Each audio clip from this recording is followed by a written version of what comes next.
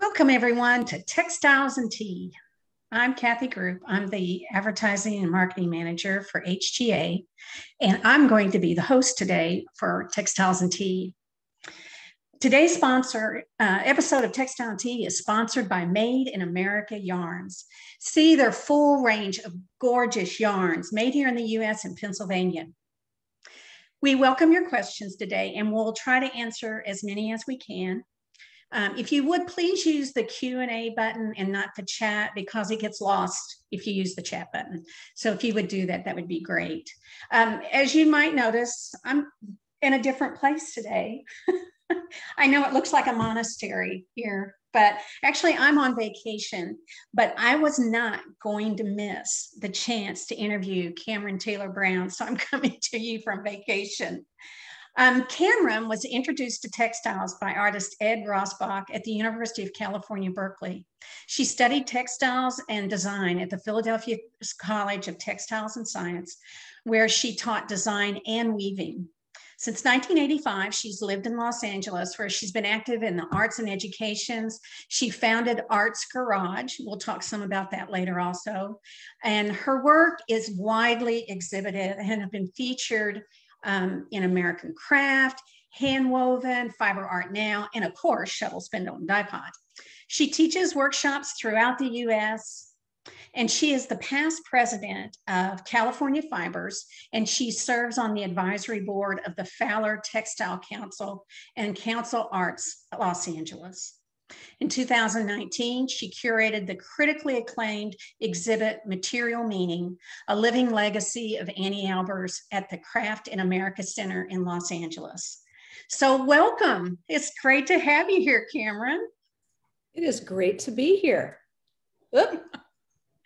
It says start video. There we go. There we go. Okay. There you go. Hi there. How are you? I'm good. Great. We always ask the same question when we start, and it's very important. I don't have my tea today. I'm just vacationing with water, but what is your favorite tea? Well, my favorite tea varies depending on my mood and what I've just discovered, but my current favorite tea, and I have it to share with people here, it's called El Tissu Fig Garden. And it's part of their San Joaquin Valley tea collection. And it's not only a wonderful tea, but it's made in my hometown of Hanford, California. So it has special meaning for me. And the other thing that's very cool is it's called El Tissu Tea with a Cause, because they give 20% of their profits towards the restoration and revitalization of this wonderful little street in Hanford called China Alley, which is designated as one of America's 11 most endangered historic places. So I'm drinking this wonderful tea and helping restore China Alley. So it's all good. So that's my favorite tea right now. Well, thank you. That's great to know about that. Yeah. Now we've talked some about how you've gotten to weaving, but would you share with us more how you started weaving and found fiber arts? Completely by accident. Isn't that how it always happens? So yeah. So in high school, I had this great desire to learn how to sew, and I got really into it and enjoyed that whole process immensely, but then began to realize it wasn't the sewing so much as it was the handling of the material. And I didn't do anything with that because growing up in a small town on the West Coast, I mean, what do you know about textiles and the textile industry? Absolutely nothing. But I ended up at UC Berkeley, which was the center of the fiber arts at the time. And once again, I didn't know that because I was only 18, but we'll talk about more of that later, but I started weaving at Berkeley, and there were all these different places that I could plug into because there were private fiber schools, and there was a design program at UC. So I just found it and fell in love, and that's kind of where it went. So. And the rest was history. The rest was history. I never looked back, as they say. So, yeah. Well, in articles and in interviews, you have been pretty emphatic about learning the basics. And I understand you have to know the basics in order to do anything, but you have to have the basics to learn to weave. But it seems more to you than just being able to learn how to weave well. Could you talk some about that? Sure. Well, I think what I like to say is weaving's been around for a really long time. And there's a whole vocabulary of cloth, which I think it's fun to explore and it deserves exploration. So it's not only the technical side of how to warp properly, how to thread, how to read drafts, which is really important, but it's also the aesthetic side of learning your design tools. So learning about, how fibers react and what they look like, how weave structures create different effects on yarn, on fabric, different kinds of yarns, how color interacts, pattern construction, all of those things kind of fuse together with the technical. And so if you can explore not only the hows, but also think about, the whys and the why nots, so that it becomes really experimental. I think that's very important. So that to me is all the basics. Okay. That makes sense? Yeah, okay. Well, Anni Albers was a fiber artist from the Bauhaus School in Germany, and then she came to the US to work and to teach. She's been really important in your work. And I was wondering if you can share some with us why she's so special to you. I will try. She has an immense legacy, and I discovered her through her writings when I was in college. I found her on the shelf, which is, I think, a lot of students sort of find her books because they're readily available in most every design school and every serious weavers. There it is. So I found it, and I read her writings, and they really spoke to me because she was just so articulate, and she connects it to design, to history, to philosophy, just really wide ranging. And also, I was trying to find my place in the world in college, and I knew I loved textiles, but I didn't know what was possible, what could my path be? And in reading about her, it was I can go into textiles, and it's so broad, it doesn't matter. My path is just huge. And look at this woman. She made artwork. She did commercial textile design. She was an amazing writer. She was an incredible teacher. So it is just all there. And I could spend, 20 lifetimes exploring textiles, and I'd never get to the end. And so I thought, wow, look at that. So she kind of became a mentor for what my path could even be. So that's why she's important to me. And it's interesting because there seems to be a real awakening or renewal of interest in Anni Albers these days.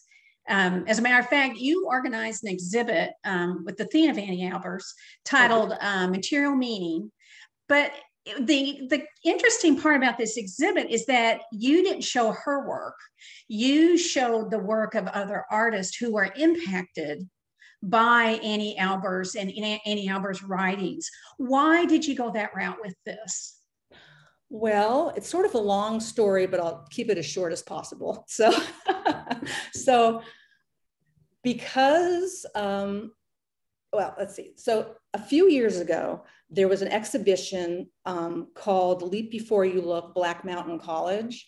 Mm-hmm. And the Hammer Museum was one of the hosts of this traveling exhibition, which was an incredible exhibition. And Black Mountain was when Anni Albers moved from Germany to the United States. She moved to Black Mountain College and established the weaving program there.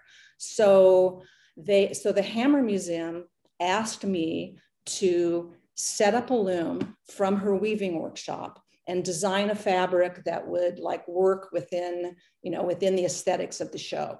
And so, and I also gave some lectures and demonstrations in the gallery. And so I'm sitting at this loom that she worked on, surrounded by things that she made and her students made. And it just felt so incredible and special. And then because of that, it led to my local weaving guild, the Southern California Guild of Handweavers, asking me to do an Anni Albers lecture because I was supposedly the expert, right? And so, and I love doing research. I could like go down that rabbit hole and never come out again. So I reread everything about her, did a ton of research with the Albers Foundation, got in touch with a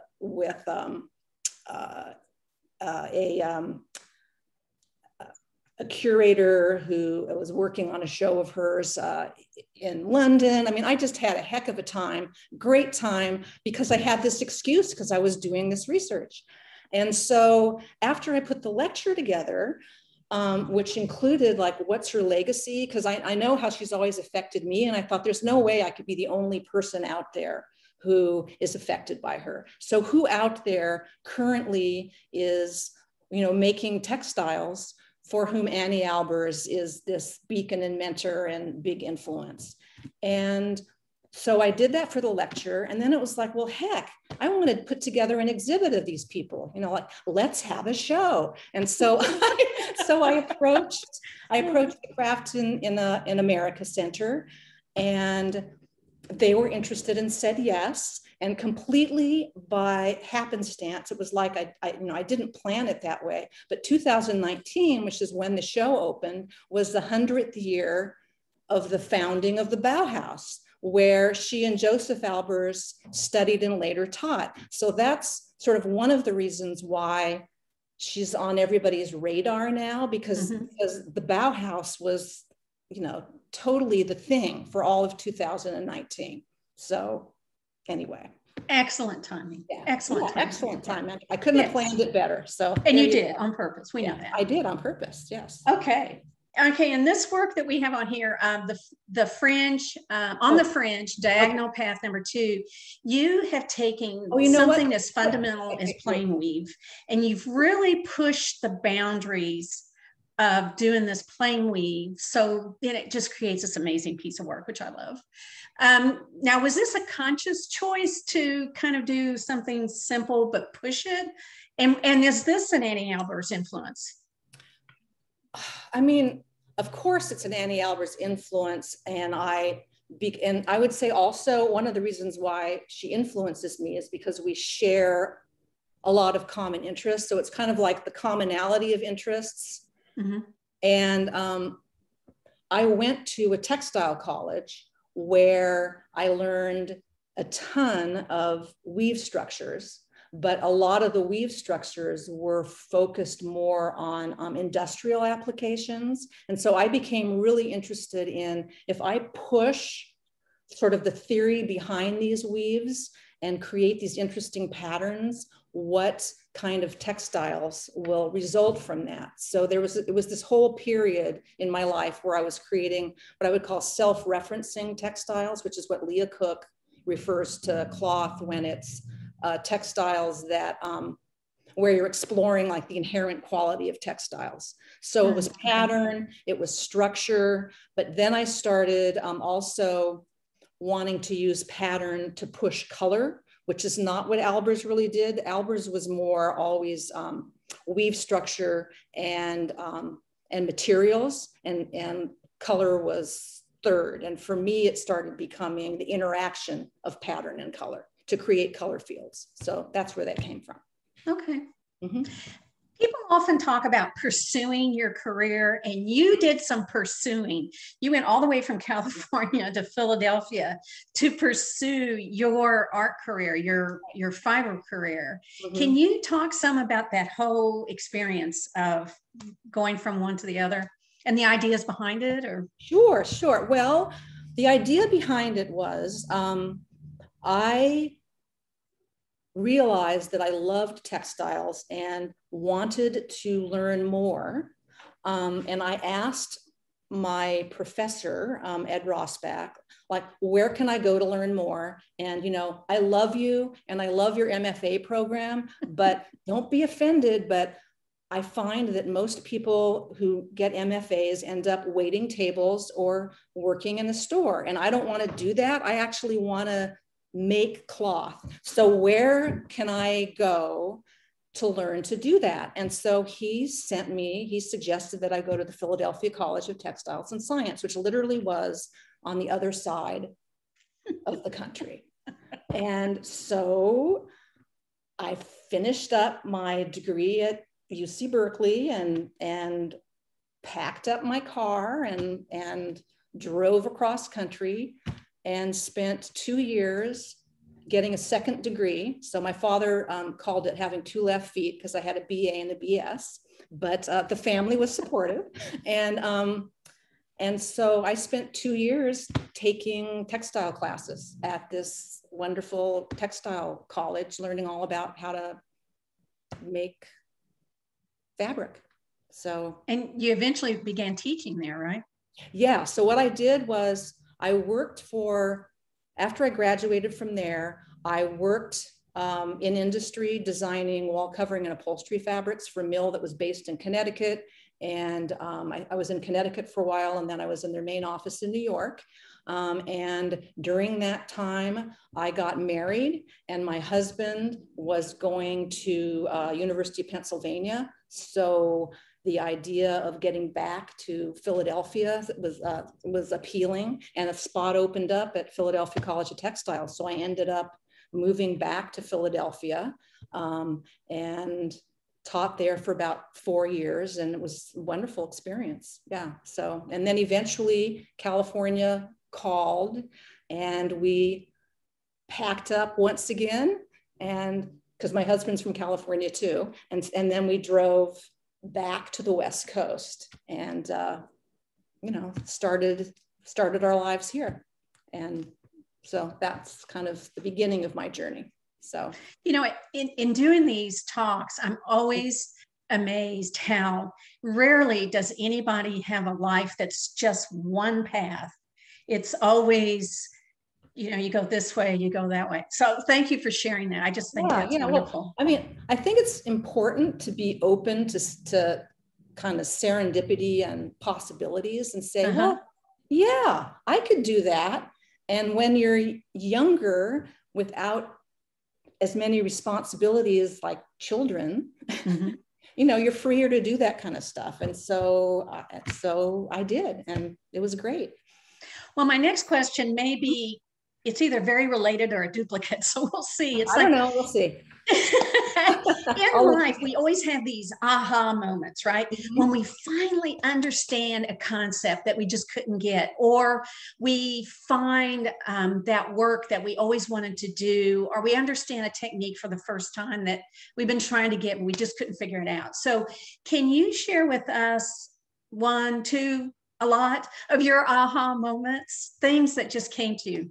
Sure. Well, one aha moment that was an uncomfortable one happened early on, which right before I got married, I stopped off at a convergence. I think it was 1978, and you had it in Colorado Springs, maybe at Colorado State. Is that where?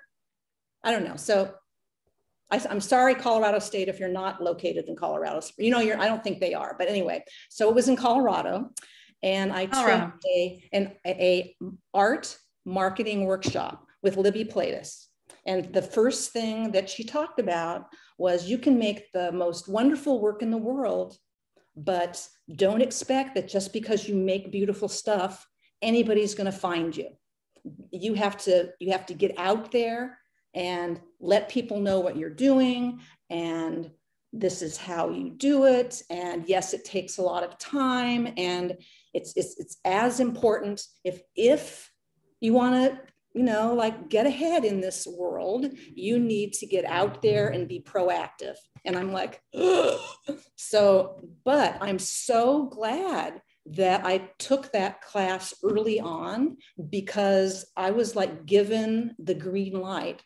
and the understanding of what it would take to sort of make my way in the art and design world somewhat. So that was really helpful. So that was one aha moment. And then another aha moment that's really kind of geeky, but I also love sociology and anthropology and psychology and all of that, is at some point I discovered this thing called Maslow's hierarchy of needs. Do you have any idea what that is? Because I can. Yes, okay. All right. I studied that too. Yeah. So, all right. So the idea, for those of you who have never heard of this thing, is it's a hierarchy of like human needs, and it goes from the basic life needs. I'm looking at it here on the chart so I can explain it better, but like air, food, drink, shelter, warmth, sleep, and then it goes to safety needs of protection, security, blah, blah, blah, belongingness and love needs, esteem needs, self-actualization, transcendence. So it's the idea that we have all these different needs.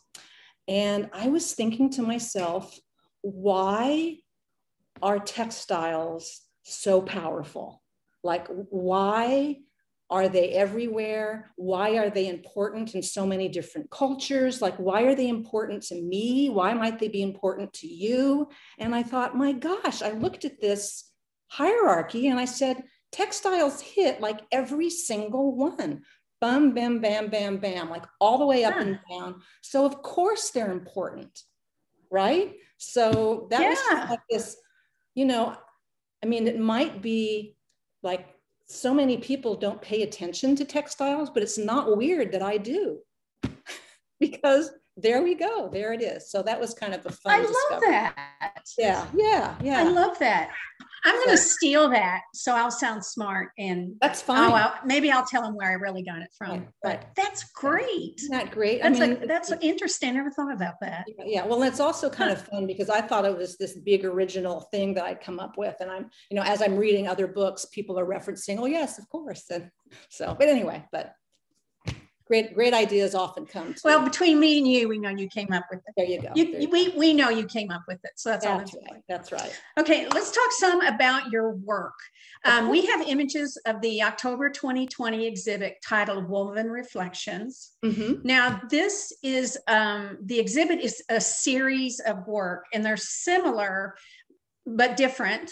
Mm-hmm. And I was wondering, can you talk some about why you enjoy doing the series of these images? Sure. Okay. Well, this series is all about the idea of reflections. So these are all my photographs. I start off with photographs that I take, and then I cut them up and weave them with yarn. And I'm doing this interactive thing where it's woven with yarn, but also with images. And then it's stitched and quilted. Okay, I don't want to interrupt you. Yeah, no, that's fine. Let me interrupt you just 1 second. Yeah. Before we lose these images, can you tell us what they are of? Oh, sure. The one on the left is called Manhattan Bridge. Mm-hmm. And the one in the middle is, it's from Monet's garden. It's called Giverny. Okay. And the one on the right is it's from a photograph that I took in Alaska of like a 10 o'clock at night, and we're on the water, and it's I'm sorry. Endless, you know, the endless thing. Yeah. So the reason why I like to work in series is because I can come up with a theme, I can explore it really thoroughly, and I can put on a long warp, so it's practical as well. And you know, so it's sort of practical, and also I can do a deep dive into the idea behind it and the theme. So does that make sense? Yeah. Okay. I'm sure people want to know more, and there's plenty of information about that on your website, right? They can see up close and detailed. And also that whole show is online at thestudio203.org. The whole show is archived there. So including an interview I did with her. So. Okay. Oh, great. Okay. Well, I'll tell you, I never refer to weaving as painterly. Those of us who had to go to art school or went to art school, we always talk about painterly. And I never thought of fabric as painterly. But this next work, the colors of Gujarat fabric dyer, is definitely painterly. How did you come up with this technique and why? Well, this is very unique. Sure. Well, this particular technique, it's an earlier version of what you just saw in those 3 images from before, where my husband and I do a lot of traveling, and I always seek out textiles and their makers. This particular trip was a 24/7 textile trip to Gujarat with a friend of mine who purchases textiles in Gujarat, and I just accompanied her, and it was a wonderful trip. But this was a fabric dyer, and so there already was like splatter all over the place. I took a picture, and then I printed the picture on an opaque cloth background, and then took the same image and printed it on an organza.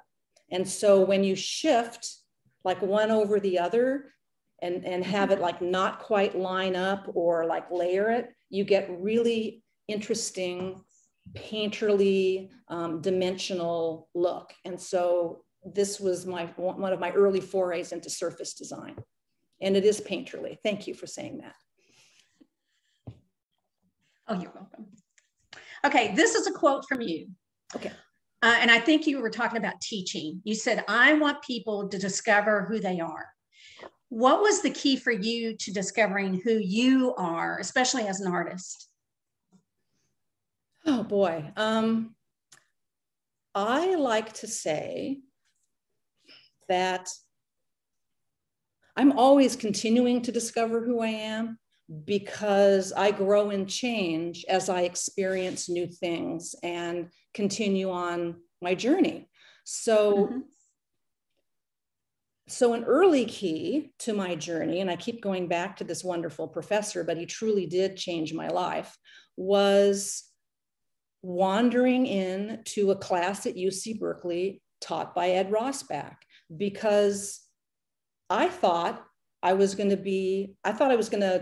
get an undergraduate degree at Berkeley and go to law school, because that's what I was supposed to do, because I was this academic A student, and that's what my life path was going to be. And I walked into this class because a friend of mine said, you've got to take this class, it's amazing. And it was officially an anthropology class, and this wonderful man walks in with a suitcase full of textiles from all over the world. And every class, it was a different culture as shown in the cloth. And he just pulled out these amazing textiles and told their story. And it was just like, oh my gosh, what is this world? I want to be in this world.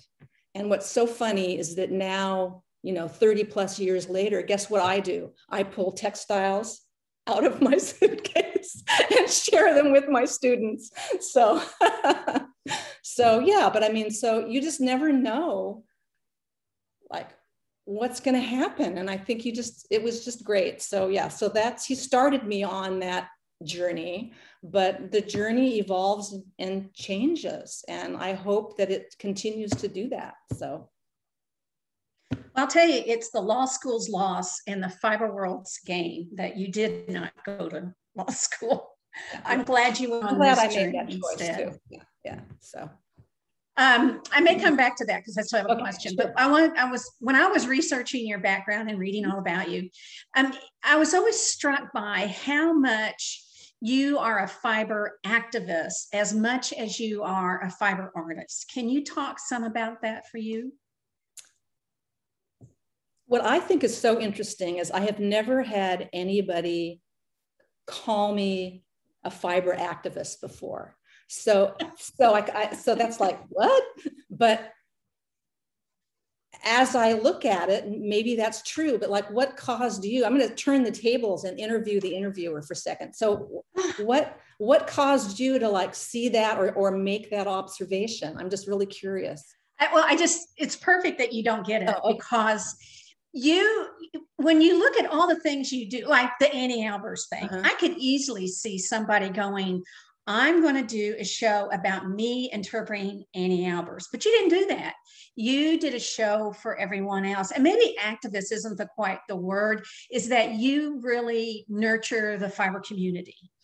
You want to help the fiber community do better by, you get involved in the guild, you've done these exhibits. So it just seems that the more I read, it was like this was something else you were doing for all the artists, the Los Angeles Fiber Association, all those things. Okay. Nurture other people. Okay.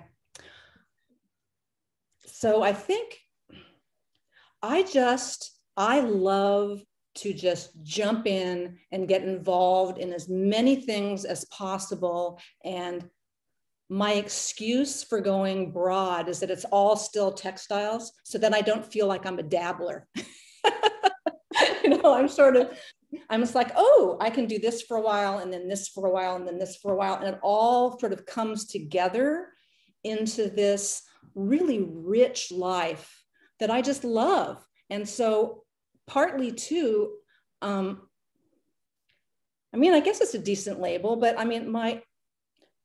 I've always been, not always, I am really interested not only in the arts, but in education, and having an education be an education that's a really creative education, that it's asking a lot of questions, learning how to think critically. Maybe that's the lawyer part where it's like logical and ask why and ask for proof and like think about the big picture and break it all down.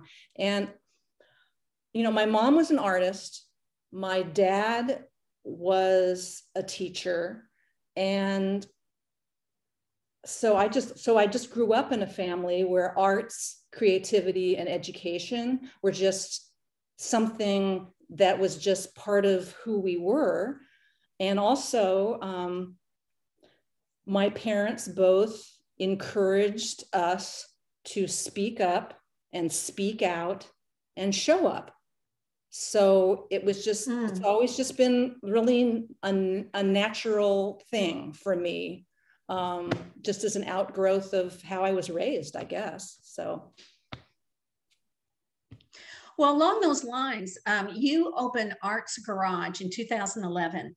Can you tell us what that is and how that came about? Sure. So I've always had a day job, which I stopped a few years ago, but let me back up. So in 2000 to 2005-ish, I got involved with a good friend who is an anthropologist and a photographer, and we worked on a series of California State Charter School grants on arts integration. And it came out of the volunteer work that we had done integrating arts into our children's elementary school classrooms. And so we just was like, how do we keep doing this? Because we think it's really important. So we did that. It was exhausting. And I thought I could keep writing grants and doing this, but I have another day job, because I was a representative in the yarn industry, and I was trying to do some teaching and some making. So I pulled back from that, but then realized I miss working with teachers. They're great. So I looked downstairs and said, I have 400 square feet that's filled with junk. And if I could get it all out to Goodwill and clean it all up, and we can start meeting here.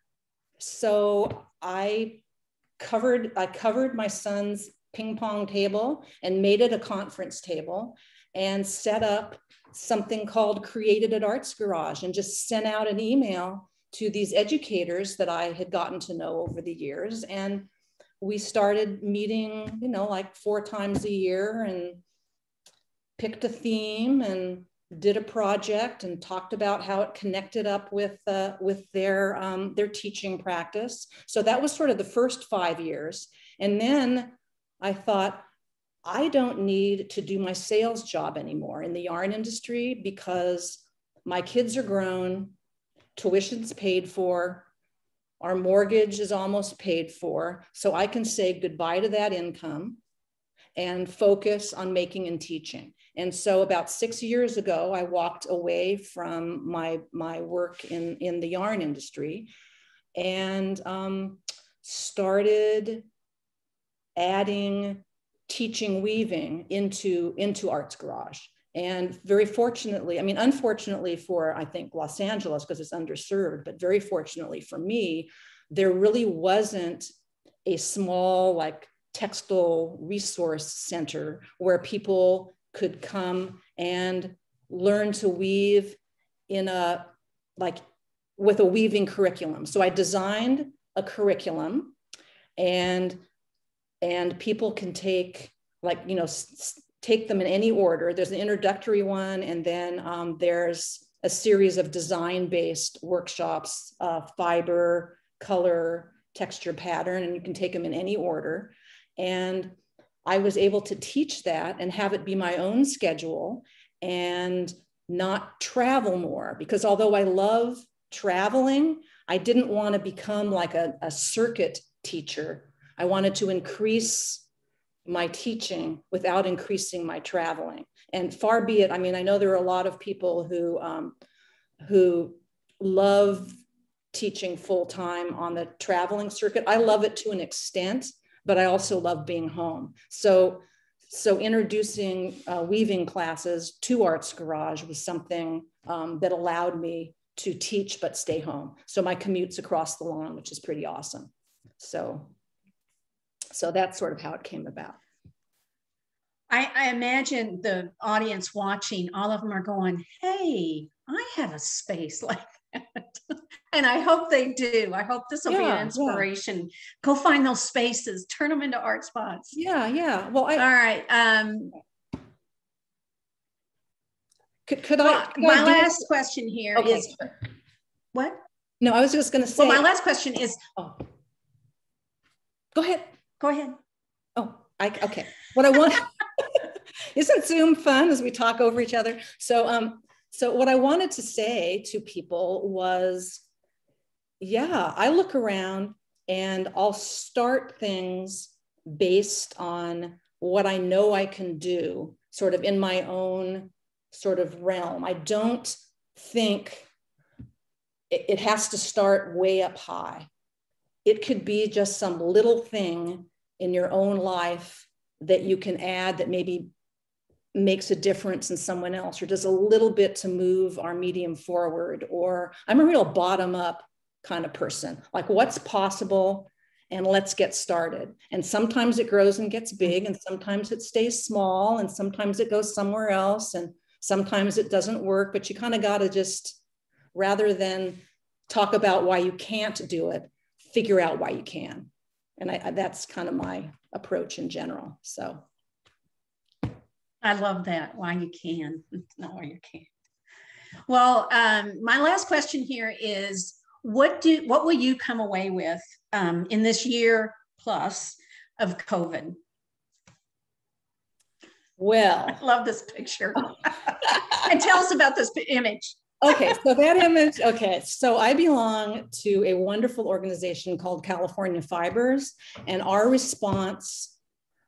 early response to the pandemic was, we can't have any in-person exhibits, but we have a really good website, so let's do a website about where we all make masks. So this mask is made from scraps of weaving that I had done.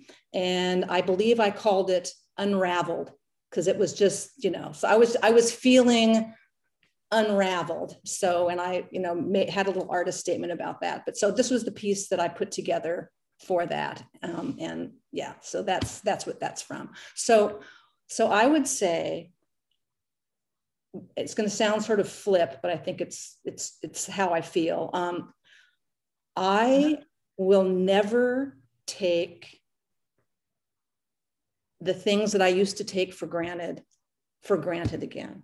So we had our vaccinations, and Dr. Anthony Fauci said we could have friends over for dinner again if they were vaccinated. So this last weekend, we had 2 different couples over who are dear friends that we had not seen except in our, in our backyard for over a year. And they came over for dinner and had dinner with us without masks, laughing, enjoying each other's company. And I just thought, oh my gosh. So all the things that we used to do without even thinking, I will be profoundly grateful for going forward. I don't think I'll ever forget this year. And I'll also feel profoundly grateful because it didn't happen when my kids were little and I was trying to teach them. It didn't happen when I had my sales job and I was trying to sell yarn on a Zoom call. I mean, all my friends who are still in the industry, it's like they are working so hard to make things happen. So I got off easy in the scheme of things, but it was still awful and I still suffered. So I'm not going to say I didn't, but oh my gosh, so that's wonderful. And then the other thing I would say is Zoom is awesome. And I'm going to continue hopefully using Zoom somewhat because it's another way to do presentations and have meetings and connect up with people literally from all over the country and all over the world that I wouldn't have contacted or we wouldn't have used this medium. And I think some of it will still be used going forward because I think it's useful. So yeah, so having people for dinner and continuing to use Zoom. There you go. All right, why don't we talk to some of the folks in the audience? They have some questions. Sure. The first one was, somebody wants to know about your shirt. Did you design it and make it? I did not, but it is handmade and it is, I knew somebody would ask and I've forgotten what can I disrobe and read what it says back here? Let me just see. I'll go ahead. You're among All friends. Right, okay, I have a, she's wonderful and I'm thinking I should remember who made this. So, but she buys old kimono and cuts them up. Oh, that's what that is. Yeah. So is her label here? Oh, this is one without a label. I disrobed for no reason. So anyway, I have a couple of hers. She's a Los Angeles designer and I'll remember, it'll come to me in the middle of the night when I'm not thinking about it. But no, I did not make it, but I love to wear it because it's beautiful and interesting. And it's something I travel with because it goes with everything and it sort of dresses things up. So, but now I'm cold, so I'm going to put it back on. Okay. Well, you're doing that. I'll come up with another question. Okay. Somebody wants to know, is there a transcript of the lecture that you did on Anni Albers that they could read? There is not. Okay. But I give that lecture fairly frequently, and I'm actually giving it again next month. Can I do a little plug for somebody, or can I say where it's going to be, or is that not cool? Oh, please do. Oh, okay. It's yeah, that'd be great. I'm doing a series of lectures for Webb's in Northampton, Massachusetts. And I'm doing in the second of the 4 lectures. The Yarn Company, right? Yeah, the Yarn Company, yeah. And it's on their events page. And I'll be doing a version of the lecture okay. next month. So, yeah. Oh, that's great. Thanks for letting us know that. That's wonderful. You're welcome. Somebody asked, what is the name of the mill you worked at? Was it Stafford? The mill was called Cheney Brothers. And it was in Manchester, Connecticut. And I don't think they're in business anymore. It's been turned into senior housing, I think, the mill. Okay. So, I mean, hello, that's what happened to a lot of the textile industry. It's coming back somewhat now, but yeah. Oh, can you repeat where your exhibit was? That it's 203, right? It's the studio203.org, I believe. Okay. And so it's on. Yeah, and the show is online exhibit. California Fibers Historical References. So that's the exhibit. And that actually is, and there's also, that's the show that's up now that one of my pieces is in, but that same gallery showed woven reflections. So if you find that particular gallery, you'll see a fiber show that's up now that has a piece of mine in it. And then also it has the woven reflections show in their sort of archive. And there's an interview with you, right? There also? Yes. Okay. There's a walkthrough. There's a virtual walkthrough because it was an October show. So it was a setup like this where I'm talking to Anissa, who's the gallery director, and her husband, who's a video film guy, is like, working us through. So yeah, so I was not physically there, but we were talking and images were rolling. Okay. Yeah. So Joan Cotter wants to know, was there a catalog from the Anni Albers exhibit that you did? Yes. It's called Material Meaning, and it is on the information is on the Craft in America website.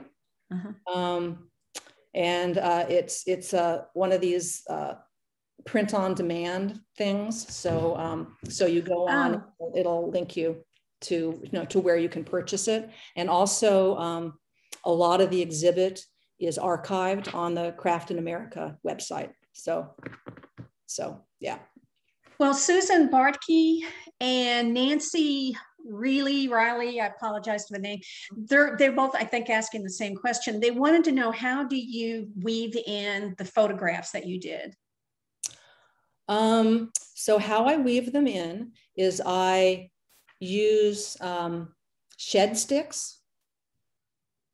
So I'm weaving along, I'm weaving along. It's a four shaft straight draw, real simple. And I'm weaving plain weave going 1, 3, 2, 4 with all my yarns. And then I get to the point where I'm weaving with the fabrics, and I'll cut the fabrics. I don't go straight across into strips. I try and cut following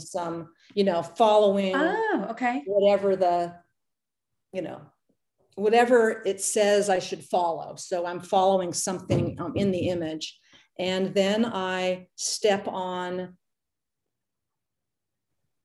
instead of 1 and 3, I might just step on 1 so that half of the warp threads pop up. And then I'll put a shed stick in and just pick up some of the warp and then slide in that piece of fabric, and then make, switch to instead of 2, 4, switch to 2, slide in. It's like, pluck some of the yarn, warp yarn up, let it go down, and then slide in the next piece. And then, and then on the frame area, I'm continuing to weave with bobbins.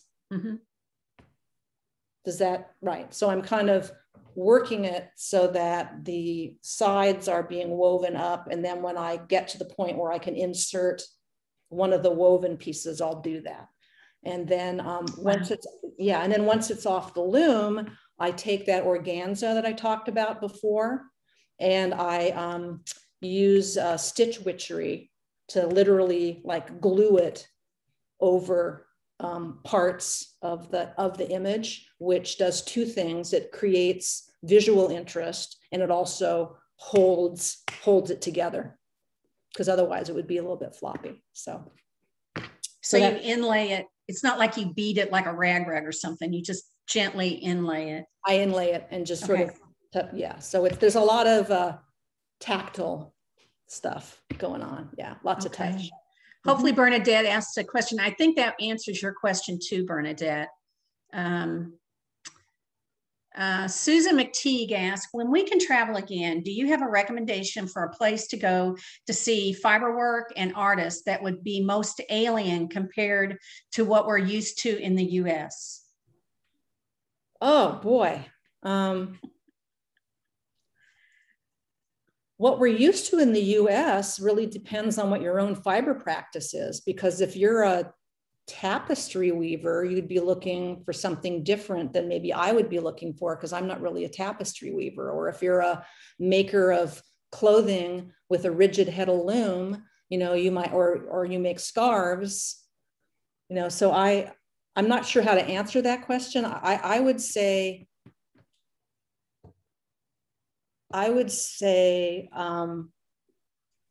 it's really different when you get out of Western countries, where our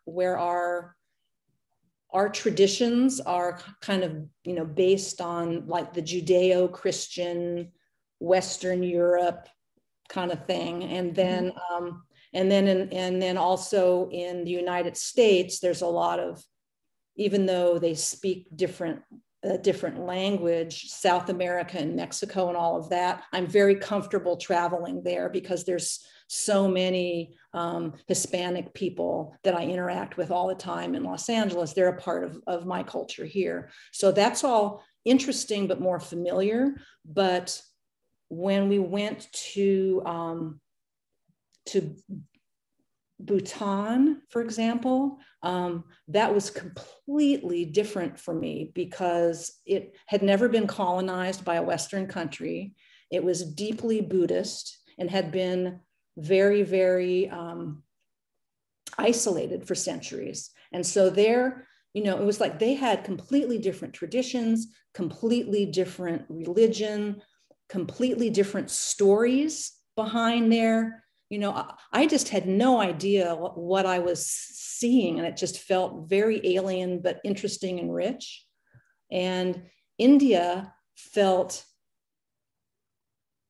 different, but because it had been colonized by the British, there was that overlay because they had been somewhat Westernized. So it didn't feel as different as Bhutan, for example. That's an interesting viewpoint of the colonization. I hadn't really thought about that. That's an interesting. I hope that answers your question. Somebody was asking, have you received grants for any of your series or installation? And if so, what projects? This is from Karen LeBlanc. Grants.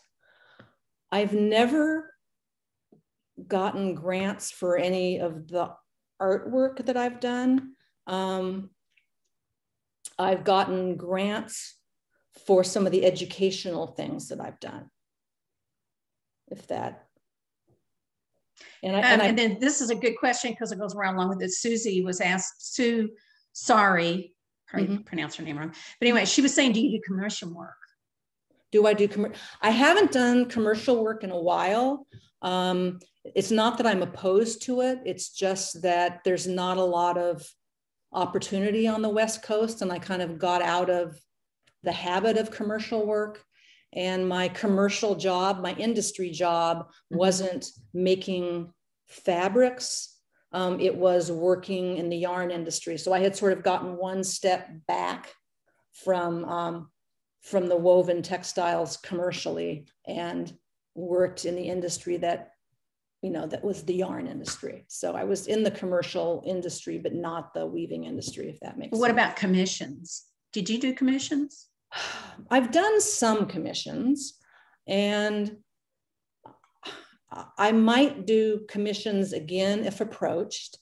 I don't necessarily I don't seek them out because there's a lot of restrictions with commissions where you're trying to please the client as opposed to please yourself.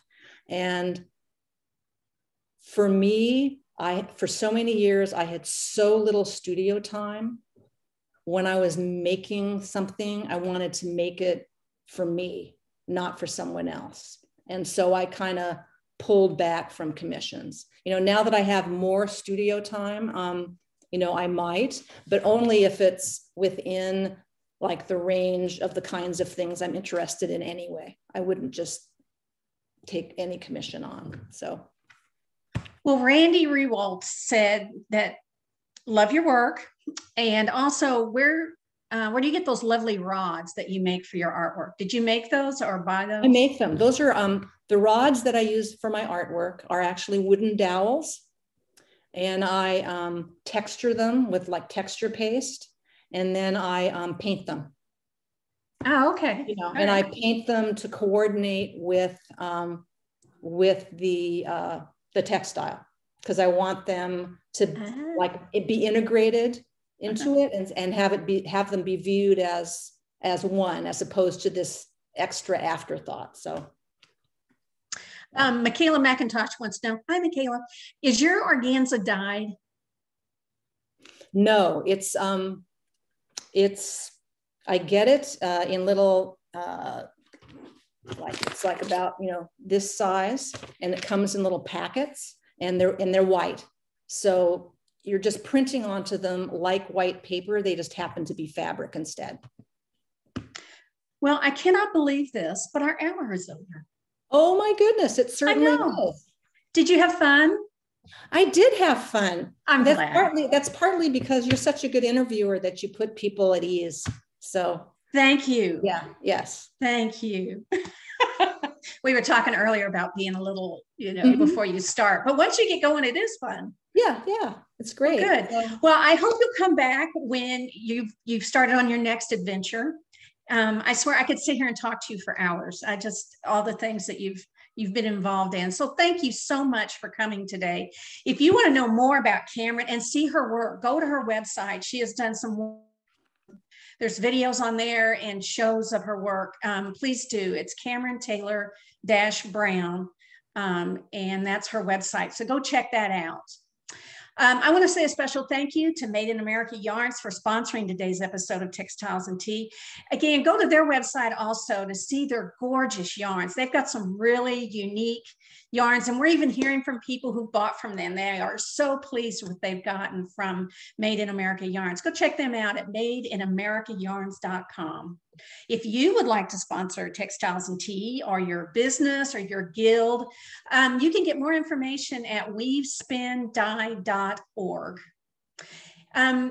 Be sure to join us. We have a new program coming up. Be sure to join us March 19th and 20th for our 2-day online Careers in Textile Symposium. We will spotlight leading professionals and industry trendsetters who will share their experiences and provide some insight into their world of textiles and fiber art. The symposium is free. It's open to everyone. You can learn more, and please register. Even though it's free, we need you to register on HGA's website at weavespindye.org. Textiles and Tea is supported by the generous donations to the Fiber Trust. If you would like to see more programming like this, please support HGA by becoming a member or donating, or both.